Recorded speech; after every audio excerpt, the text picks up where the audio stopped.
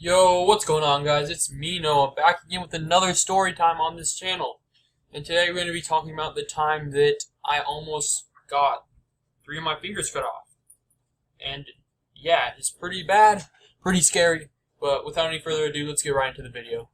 So when I was about a 4th grader, I would say, I went to this place called the Y. And the Y, most of you probably know what the Y is, but I went to an off-site program of the Y. So we would go to a church instead, and we'd just hang out there until our parents could come pick us up. And when I went there, before they shut this program down because of me ultimately, they would pick some kids to close the gate because we had this really big gate. It would slide. It was like a chain link fence with a roller on the top, so you could slide it. And yeah, so we had one of those. And I think that this kid still lives in Billings. His name was Jacob, though. He was one of my friends, and yeah, it was our turn to close the gate. So the counselor is like, "Okay, Noah, Jacob, you guys can go close the fence." We're like, "Oh yeah, let's go," because we always like closing the fence. So this time, it was nothing really that different of the story, but I decided I was gonna ride on the top of the gate. So I put my hands on the top of the gate without really thinking, and I was standing on it, right? I'm like, "Okay, hey Jacob, you should push me across the gate." And he's like, "Okay, I'll push you," because it was like a sliding fence, and it was attached by 2 wheels at the top and the bottom. And I wasn't looking where I was going. I had my hands at the top of the gate, and I slid, and my 3 fingers got caught under the rolling wheel of the gate, and I pulled it out just before my fingers got cut off. But part of my hand was left behind for a split second, and it ripped open my hand.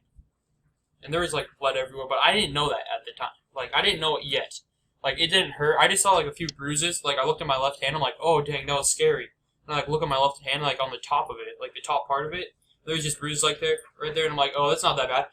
Let's see if there's any bruises on the other side." I look on the other side, and it's just split open. You can see all the fat. It was a 3-inch deep cut. Not 3-inch deep, but it was a deep cut. You could see the bone, which is the part that scared me ultimately the most. Because if you can see the bone, then you just freak out. I started screaming, I'm not even gonna lie. I started running across the playground, because there was a playground right there. I was just running across the playground, screaming, holding my left hand, screaming for a counselor. And one of the counselors saw it, and there was just this whole entire trail of blood just following me. So they brought me into the church and took us downstairs, which is pretty much, we hung out downstairs in the church, which is a little place where the kids go. But yeah, I was downstairs in the church, and there was we had to wrap 17 paper towels around my hand to stop the trying to contain the bleeding for the minute. And my mom comes, so they have to call my mom. So my mom comes, she picks me up, and she's like, "Okay, I'm gonna take you to my work to get it stitched up because you need it stitched up. You have to have your hand stitched." I'm like, "Please, mom, no." And she's like, "You have to have it stitched." So I'm like, "Okay, I guess I'll have my hand stitched." And she takes me to her work because she works at this vein clinic, right? And at the vein clinic, they open up your leg and they work on your veins, and then they'll close it up and stitch it. So they know how to stitch it. And the doctor there, the head doctor there, takes one look at my hand and says, "We can't treat it. We can't sew that together. It's too bad." And I'm like, "Oh, I thought it wasn't that. I thought it was bad, but I didn't know it was this bad." So I'm kind of starting to freak out. I'm crying. I'm just in tears. There's blood still starting to drip from the towels. So we had to get a new towel, set of towels to wrap around my hand. So my mom rushes me back to the car, and we decide we're gonna go into the walk-in clinic, which is not a little bit, but a lot better than my mom's place for stitching. And they stitch some pretty bad wounds, not terrible, but pretty bad wounds. And I go in there, and we get in a quick appointment with the lady, and she's like, "Okay, what's the problem?" I'm like, "My hand got ripped open. There's blood everywhere. You can see the bone and stuff, and I need to stitch it together." And she's like, "Okay, let's take a look." Takes one look at it, and she's like, "We can't do that either. It's too bad. The cut is too deep. It's too long, too big. We just can't stitch that together." And I'm starting to freak out even more now because I'm like, am I going to die from blood loss? Because I wasn't thinking logical then. My hand had lost a lot of blood at that point. So after that, my mom's just like, "Okay, we're going to the emergency room." So we rush to the emergency room, and we get in there, and I have to wait an hour to get into the emergency room. So I'm sitting there for an hour waiting. With my hand is bleeding and it's like cut open and all that stuff. And I'm like, oh, come on. Because this still hurt. It's like, it didn't hurt at first because I had adrenaline. Okay, you know what I'm trying to say. Adrenaline. There we go. But I had adrenaline, so it didn't hurt at first, but it's starting to hurt really bad now. And I can tell that this, like, is not good. So I go into the emergency room, and there's like this 22-year-old doctor, or not probably 22, but he's young. He's a young doctor.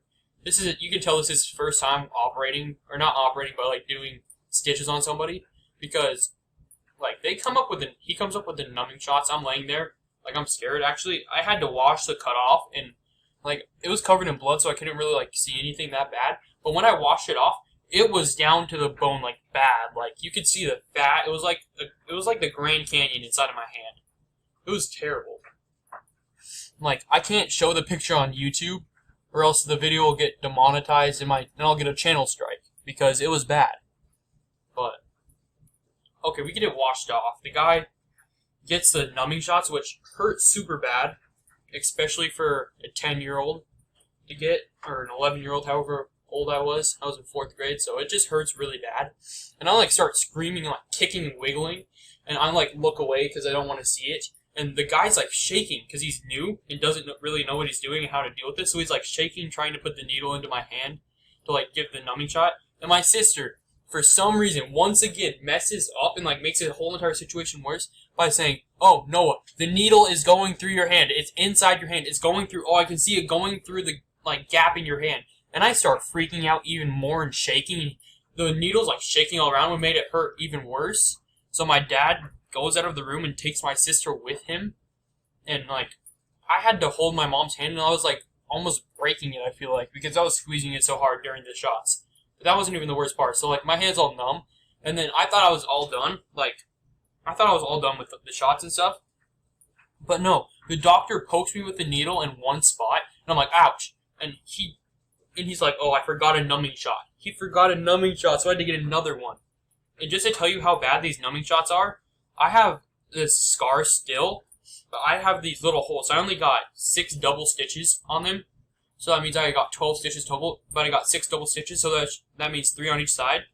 But I have about 15 like little hole scars from the numbing shots. That's how bad they are. Yeah, it was insane, but like he gets it, like he started to stitch it, and I'm like freaking out kind of. But I mean, I made it through the stitches, and I mean, I thought that I was all good and I could do anything now. So I like walk into Wendy's after that, after I get my hand stitched, because it was like 8 o'clock by that time. So I went to Wendy's, got some food, and the next day at school I tried to play kickball and run. But the worst thing is I have this huge blood pocket just right by the scar. Like I have a huge blood pocket, so like running made it like switch around, so I couldn't run. I couldn't play kickball, which was my favorite sport and favorite thing to do at school. I just had to sit there or just shoot basketballs just with like one right hand, which sucked so much.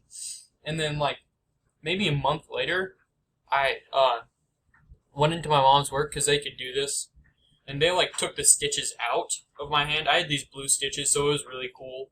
I was like opening up my bandage, like what you see there, like at the top where the fingers are, showing everyone my stitches. I mean, I thought it was so cool, I guess. But I go to my mom's work, and they start unstitching it, and I was like squirming, and like my hand actually was still, but I was like kicking because it was tickling me, so I was like kicking the person holding my legs down. Like no emotion, my hand wasn't moving at all, my arm wasn't moving, just my legs because it tickled me. Like it felt super weird. I mean, it felt cool when the stitches like came out of my hand, but it felt weird. But then I had to like put some scar ointment cream on my hand every single day, and that was kind of cool. And yeah, it was like it hurt, and now I have like a 2-inch scar just running from my pinky finger to like the middle of my hand. That at my pinky finger shapes off into a Y, like around it, because it was gonna cut off my pinky finger. And I still have the numbing scars, like the numbing like needle scars, which really sucks. So now I just have like this Y on my hand with like little dots around it. And then to make matters worse, like in 6th grade, it was 7th grade. My math teacher said I couldn't play with scissors. I couldn't play with normal scissors. So like 7th grade, I wasn't allowed to use scissors in her class because I was like too dangerous with them, or she didn't trust me. So she only made me use safety scissors, and I'm like not small, so like my hand was too big for them, so I couldn't really use them very effectively. So I was like, okay, I'm gonna prove to her that safety scissors are dangerous. I don't know what was going through my head, but I decided to like snip my pinky. So like kind of next to that scar is a scar from safety scissors because I snipped my pinky with safety scissors, which was really dumb looking back on it. But in that same class, I had the safety scissors. I had big scissors, because I wasn't allowed to. So I like grabbed them real quick when she wasn't in the room, and I was just like snipping him back and forth by my side at my table. So I'm like snipping him back and forth. And there's this kid like 20 feet away who like starts screaming and screaming, like, "No, I have scissors! No, I have scissors! Come take them! Come take them!" And then out of nowhere from the back, my friend Lance just under his breath just snitch. And then my teacher heard him and made him go down to the office. But thank you guys for tuning into this video, and as always, see you next time.